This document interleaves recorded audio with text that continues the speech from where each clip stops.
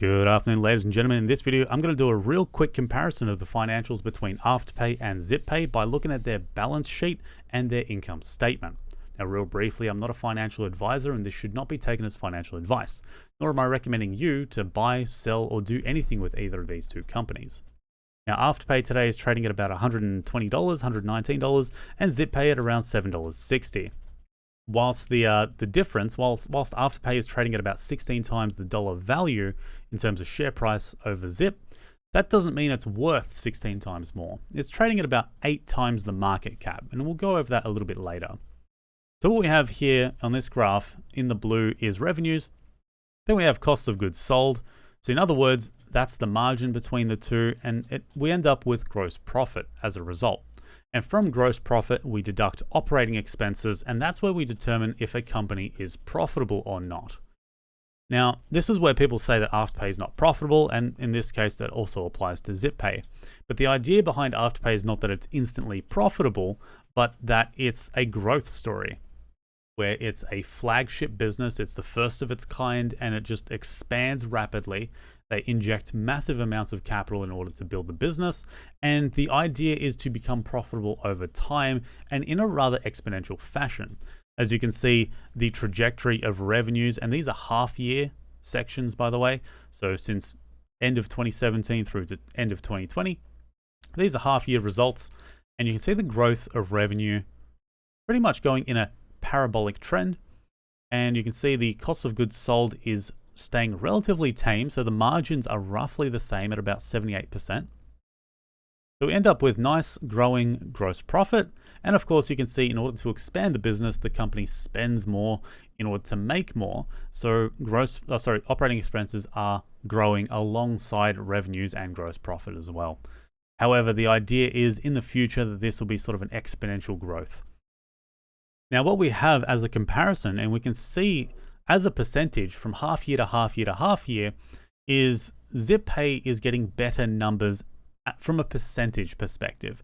You can see just the growth trajectory is greater for ZipPay. However, the concerning thing is that the cost of goods sold is much higher. So that's a deduction, right? The margins are nowhere near as good for ZipPay as they are for Afterpay. So this second bar here, you want to see as low as possible. Because when you deduct revenues from cost of goods sold, you end up with the gross profit. And you can see that the operating expenses far outweigh the gross profit for ZipPay.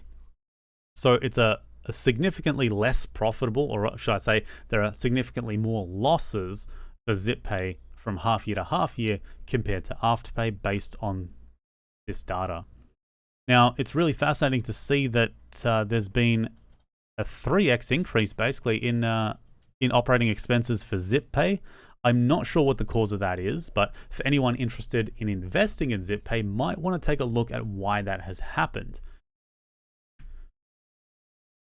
Now we're going to take a look at the financial statement here of the total assets and the liabilities and the equity. Now, for those of you who don't know, equity is simply assets minus liabilities. And to summarize it real briefly, equity is effectively what the business is worth should you sell everything and pay off all the debts. And that's roughly the dollar value of what you get. That doesn't mean that's what the company's worth, because you got to factor in it's got revenues coming in, it's got profitability, it's got goodwill, and a strong branded name as well. So there's a lot of things that go behind the company, not just its equity. It's interesting to see that the equity growth for ZipPay has gotten a lot higher. This is where I suspect operating expenses rapidly increased from the last financial statement. So if we go back, we can see it jumped to 180 mil. I wonder if some of that translates to an increase in equity. Maybe they've done a takeover of some sort. I'm not entirely sure, but it's worth looking into. Interesting that they've had a 5x growth in equity. That's a lot in 6 months, especially from 200 mil to 1.1 billion. And you can see Afterpay has done the same thing, but at a 2x rate instead of a 4 or 5x rate. And then what we have here is the market capitalization and the difference between the two companies. You can see Afterpay is clearly the flagship. It's trading at 8 times the market capitalization value of ZipPay, meaning the share price multiplied by shares on issue is how you get market capitalization. And that is basically the price tag or the value that the market is giving based on those two factors, which is share price multiplied by shares on issue. So guys, if you found this comparison useful at all, please do consider hitting that like and sub button. I'd appreciate that a lot. Have a good one, guys.